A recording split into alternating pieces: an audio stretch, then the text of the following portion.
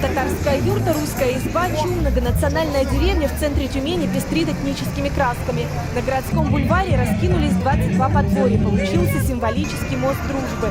Фестиваль под таким названием власти региона проводят 23-й раз. Праздник начался с парада дружбы народов. Национально-культурная автономия сибирских татар.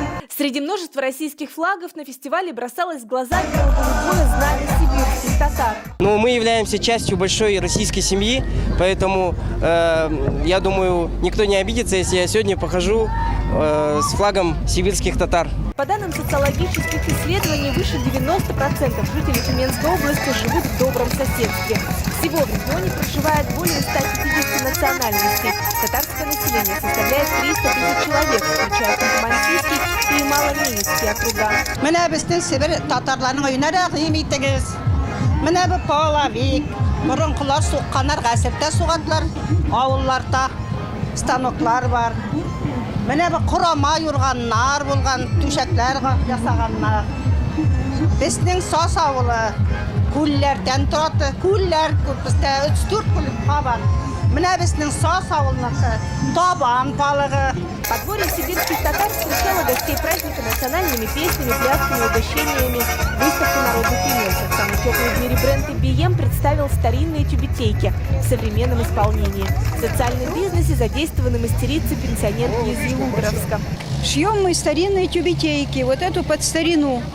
Раньше вот мы, когда были молодые, вот дедушки наши, папы, вот такие тюбетейки носили. Региональный конгресс татар всячески способствует развитию предпринимательства и другим этническим проектам для сохранения культуры татарского народа. В целом, в Тюменской области зарегистрировано около 20 татарских общественных организаций. Свое искусство, свою речь, свое, как бы сказать, культура своя, вот это все это наше. Сам я татарин из Казани. Одновременно с мостом дружбы за 45 километров от Тюмени прошел масштабный этнофестиваль «Небо и земля». Совершенно по-другому музыкой в стиле инди-фолк татарскую культуру здесь представила единственная группа «Джуна» из Казани. Без сценических национальных костюмов и традиционной гармошки, но стихами татарских поэтов. Хотим показать, что она есть, и она есть в сегодняшнем дне, а не только там, та культура, которая застряла в середине 90-х, или там та золотая классика, которая у нас есть из 70-х и раньше. То есть и сегодняшний день в татарской национальной культуре и музыке. И пытаемся это показать.